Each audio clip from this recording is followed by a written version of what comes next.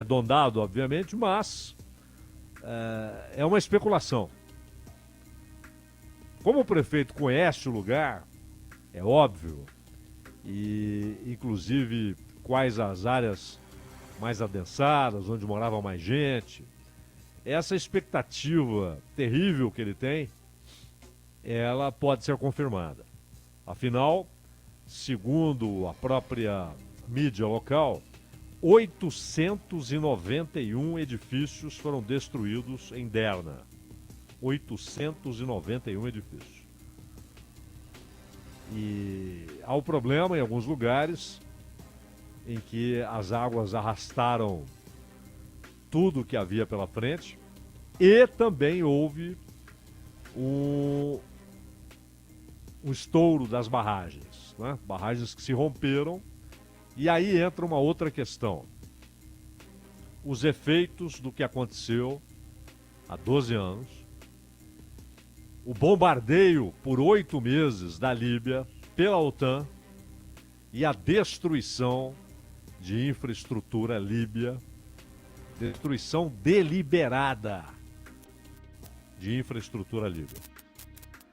Aliás, vale notar que há um problema claro na resposta à tragédia, exatamente pelo fato do país estar dividido. Você tem dois governos e ainda diversos grupos que controlam regiões onde nenhum desses dois governos consegue dar as cartas.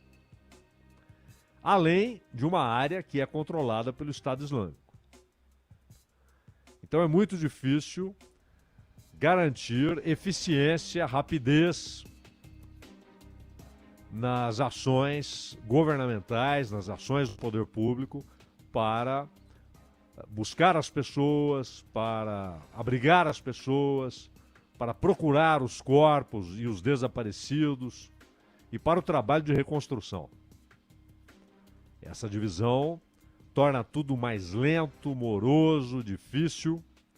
Inclusive, alguns moradores estão em regiões onde não há água. Não há água. A água que existe lá está contaminada.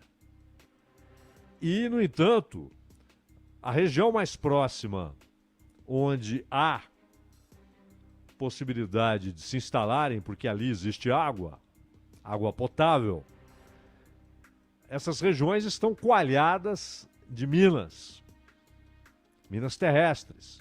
Minas que não explodiram, que foram ali colocadas exatamente por esse embate interno na Líbia. E aí o sujeito pode sair de uma região onde não tem água, vai para uma onde tem água, só que com risco, ainda mais crianças, né? Que geralmente se instalam no lugar e saem para explorar a região, saem andando sem cuidados e podem ser vítimas de minas que estão enterradas ali. E vale notar que naquele bombardeio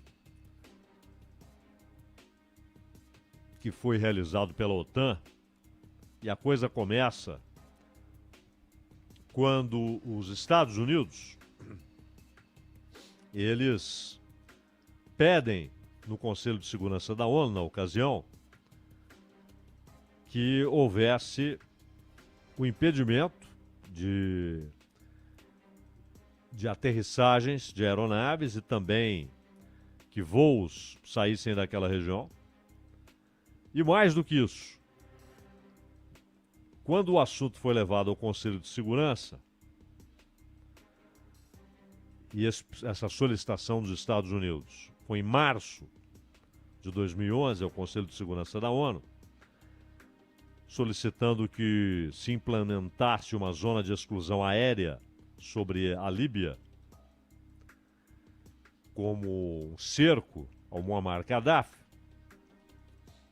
O Brasil, por exemplo, se absteve, a China se absteve, a Rússia se absteve. E particularmente no caso de China e Rússia, foi um grave erro. Porque eles poderiam simplesmente vetar. O Brasil não tem poder de veto. O Brasil, na época, estava no Conselho de Segurança, mas não tem poder de veto. Porque você tem ali 5 países com assento permanente, poder de veto, e 10 há um rodízio, né? Para as outras 10 cadeiras. Os países vão se revezando, São escolhas continentais ou subcontinentais, como América do Sul, etc., para ocupar essas cadeiras, mas por um período determinado e sem poder de veto. Os 5 não. China, Rússia, Estados Unidos, França, Reino Unido têm assento permanente, nunca saem e têm poder de veto. Se um deles diz não, uma resolução que recebeu 14 votos favoráveis não é aprovada. Para ser aprovada, não pode haver veto e pelo menos 9 votos favoráveis. O erro da China e da Rússia foi não terem vetado. A Alemanha também se absteve na ocasião. Brasil, Rússia, China, Índia e Alemanha. Mas se abster não resolveu, não é? Porque houve os 9 votos. E durante 8 meses, a OTAN bombardeou a Líbia. 8 meses. Imagine o poder de fogo da OTAN, o que significa 8 meses, o que significa isso para a infraestrutura do país. 8 meses de bombardeio. O que significam esses meses de bombardeios regulares e que buscavam não tropas do Gaddafi, porque houve decisão deliberada, como aliás foi demonstrado pelo jornalista Nafez Ahmed em 2015, quando ele trouxe evidências de que a OTAN bombardeou deliberadamente o abastecimento de água na Líbia, incluindo aquele complexo sistema de irrigação nacional que foi cuidadosamente construído e mantido ao longo de décadas para superar a escassez de água. Sistema de irrigação muito bem feito e fundamental. Houve bombardeio deliberado desse sistema de irrigação,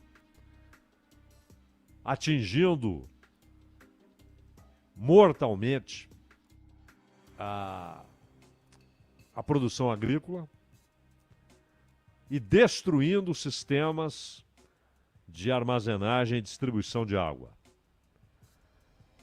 Instalações de abastecimento foram destruídas.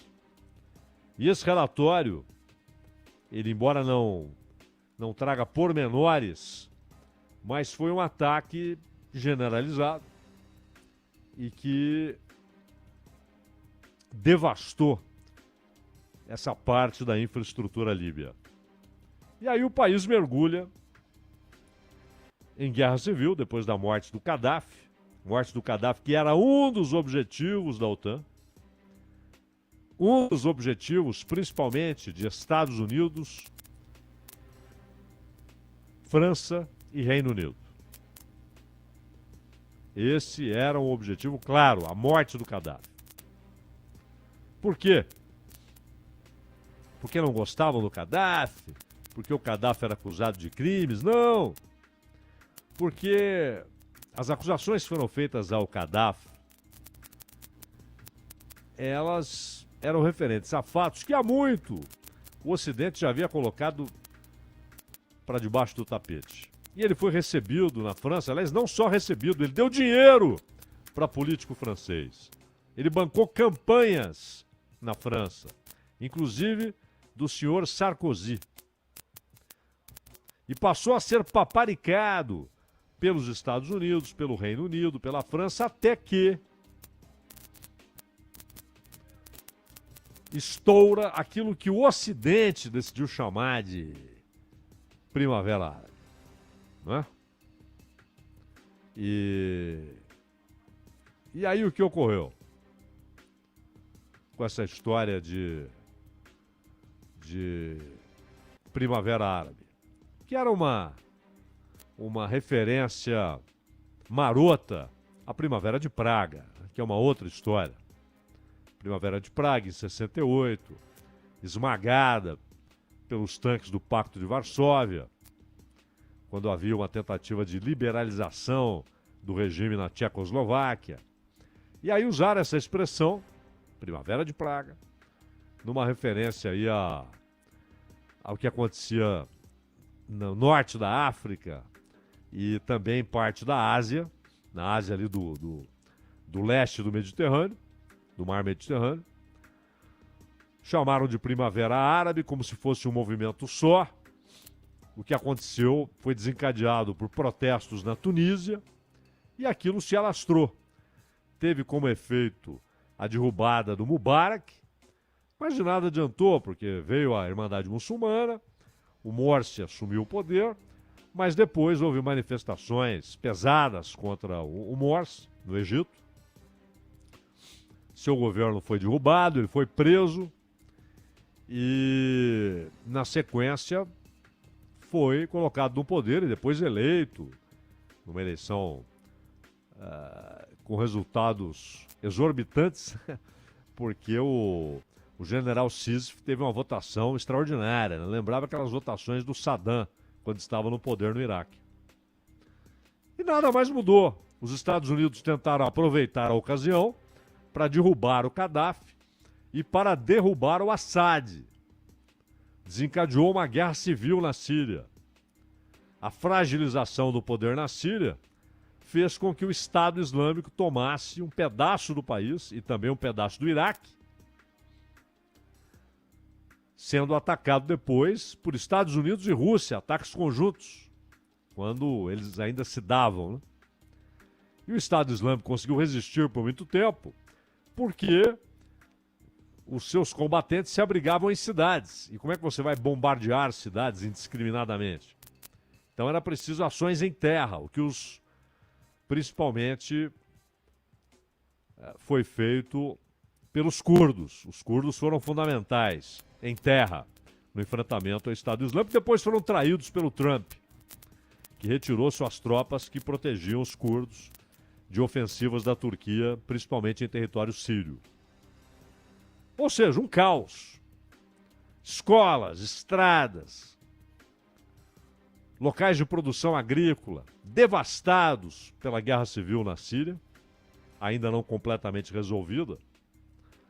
Num gravíssimo erro do governo Barack Obama e de sua então secretária de Estado, a Hillary Clinton, incompetente. Hillary Clinton só cometeu erros graves. Como agora o Antony Blinken, incompetente, mais do que incompetente, representante da indústria armamentista dos Estados Unidos, funcionário com longos serviços prestados. Então, na Síria, eles não conseguiram o objetivo de derrubar o Assad, porque a Rússia e o Irã foram socorrer o Assad e garantiram sua permanência no poder. Não fosse a Rússia,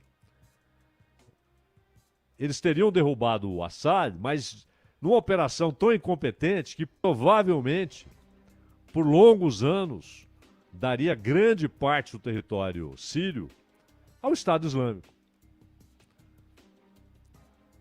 Porque os tais grupos democráticos, assim chamados, né, sempre usam esse eufemismo nos Estados Unidos, apoiados pelos Estados Unidos, não tinham a menor capacidade militar para resistir ao Estado Islâmico e à Al-Qaeda, que também tinha locais sob sua ação. Aliás, não só a Rússia, mas o Irã, principalmente por intermédio do Hezbollah, mas Rússia e Irã fundamentais para a manutenção do Assad, principalmente a Rússia. Mas na Líbia não havia proteção estrangeira. E foi um erro da Rússia e da China que nenhum deles tivesse vetado aquela resolução apresentada pelos Estados Unidos. Que, aliás, cá entre nós, se não houvesse também a aprovação, teriam agido do mesmo jeito. O ataque teria ocorrido da mesma maneira, como ocorreu no Iraque. A revelia de Conselho de Segurança da ONU. Então, eles atacaram não apenas para derrubar Gaddafi, mas para destruir toda a infraestrutura da Líbia. Só que aí começa uma guerra interna depois da morte do Gaddafi. Bom, lá em Derna, essa cidade no leste da Líbia, foi a mais devastada pelas tormentas e enchentes. O prefeito disse talvez eles contem até 20 mil mortos. O fato é que ela fica ali no leste da Líbia. E a Líbia tem 2 governos hoje. No leste, a região onde fica Derna, a chefia de governo hoje é exercida pelo Osama Hamada. Foi escolhido em maio deste ano pelo parlamento, que está estabelecido em Tobruk. É bom lembrar, o Congresso estabelecido em Tobruk. Ele foi escolhido para substituir o Fatih Bachaga. E o Hamada ele tem a sustentação militar garantida pelas tropas do Marechal Khalifa Haftar. O Khalifa, ele é quem manda de fato na parte oriental da Líbia. Marechal Khalifa Haftar. Haftar, ele inclusive tem apoio internacional e ele tem o comando de tropas que garantem que ali, pelo menos no leste, região de Benghazi, etc., você tenha o governo do Osama Hamada. Já o Abdulhamid Dibeiber, ele é o primeiro-ministro do governo estabelecido em Trípoli, a capital do país, com apoio de milícias. E o interessante é que também há divisão internacional sobre o assunto. O Hamada, por exemplo, e principalmente o Marechal Haftar, tem o reconhecimento da Rússia e da Turquia. E o reconhecimento do Egito, que é uma potência regional. E no caso da Turquia, é uma importância especial, porque antes da colonização italiana, da neocolonização italiana, a Líbia estava ali dentro do domínio do Império Otomano. E um governo turco com um muçulmano sunita, confesso, como o Erdogan, apoiando o Haftar e, portanto, o Hamada, isso tem um peso para grande parte da população. A população líbia é majoritariamente muçulmana. Já o Dibeiber é reconhecido como governante legítimo pelos Estados Unidos, pelo Reino Unido, pela União Europeia. E a pressão dos Estados Unidos, aliás, foi fundamental para que a Secretaria-Geral da ONU, não é o Conselho de Segurança, mas a Secretaria-Geral, também optasse pelo Dibeiber. E há agravantes na crise, porque algumas regiões, é um território imenso, né?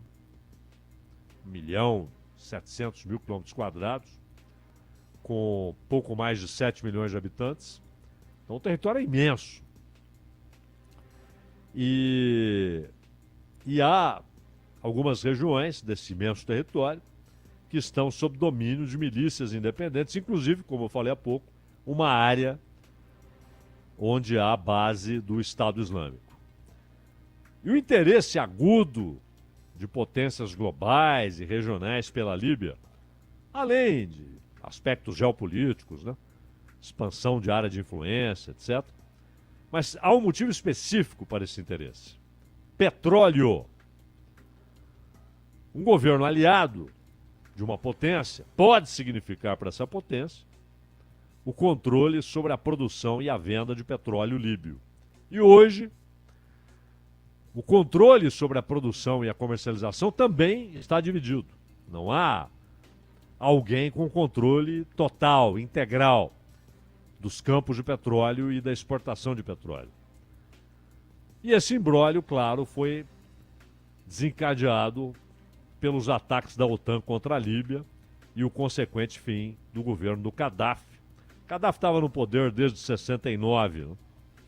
Houve um movimento republicano e pan-arabista que fez emergirem pelo menos 3 líderes, 2 na Ásia, o Hafez Assad, pai do Bashar Assad, na Síria, o Saddam Hussein, no Iraque, esses 2, portanto, na Ásia, e na África o Gaddafi, na Líbia, ali no norte da África. E o Gaddafi, a Líbia tem uma tradição de divisões regionais, né, tribais, de grupos familiares, que tem mais poder do que, historicamente, do que o poder central. Isso também acontece no Afeganistão, aliás, mais radicalmente no Afeganistão. E ele conseguiu unificar o país, conseguiu paralisar esses conflitos. Fez isso, claro, com força, com autoritarismo, mas também investindo bilhões em infraestrutura, essa infraestrutura atacada fortemente durante 8 meses pela OTAN. Modernizou a produção industrial e agrícola. E um dos resultados foi melhorar a condição material de vida dos líbios.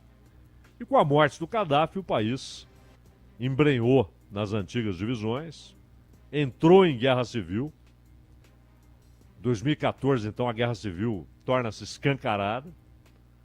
E agora está pendurado aí em acordos que são frágeis, que podem se desmanchar a qualquer momento.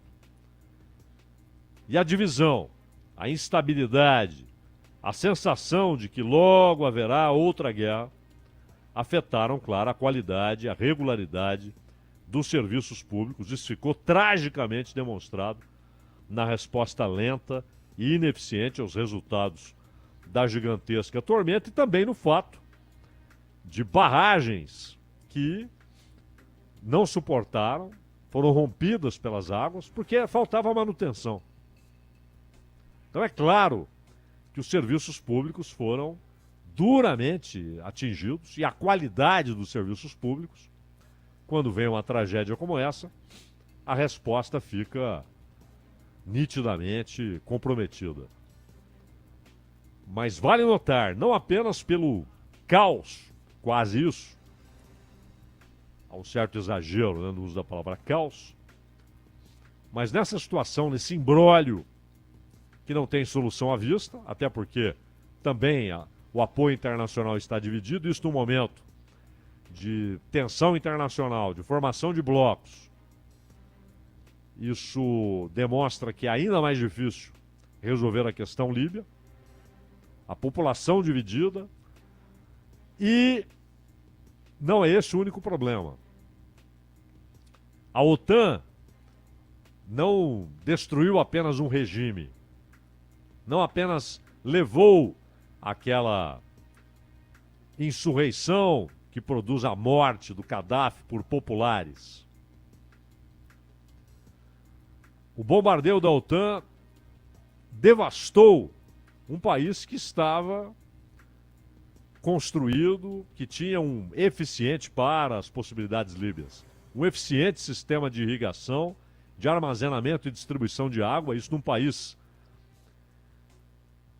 com muito deserto, é crucial para a produção agrícola, é crucial para a vida nas cidades e nos campos. Houve o recrudescimento de conflitos regionais, familiares, tribais. E ninguém menciona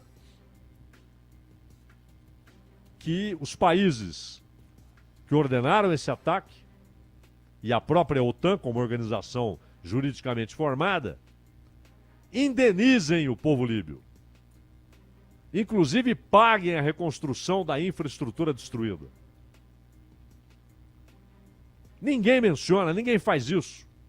Aliás, quando os Estados Unidos atacaram a Nicarágua na década de 80 e estabeleceram inclusive uma guerrilha local, os Contra, né? Houve um bombardeio, não foi bombardeio contra tropas sandinistas, foi bombardeio contra a infraestrutura da Nicarágua, contra a estrutura portuária da Nicarágua. Houve uma decisão de caráter impositivo, mas que os Estados Unidos deram a banana para decisões de tribunais internacionais que diziam que os Estados Unidos teriam de indenizar a Nicarágua. Fizeram isso? Não. Já se vão quase 40 anos. 37 anos. Nada. Nada. Aliás, o Tribunal Internacional aí, que o Brasil está discutindo se sai, se fica, os Estados Unidos sempre deram uma banana para esse tribunal. Inclusive, no governo Trump, os Estados Unidos abriram investigações contra funcionários e promotores desse tribunal, porque eles estavam investigando ações americanas no exterior. Também a China dá uma banana para esse tribunal. Ignora esse tribunal. Tribunal Penal Internacional. O Acordo de Roma, os Estados Unidos disseram desde o início: não faremos parte, não permitiremos que americanos sejam julgados lá. Mas, sempre que há uma decisão desse tribunal contra um outro país, oponente dos Estados Unidos, os Estados Unidos gritam: o tribunal decidiu. É uma decisão de caráter internacional, mas que nunca vale para eles.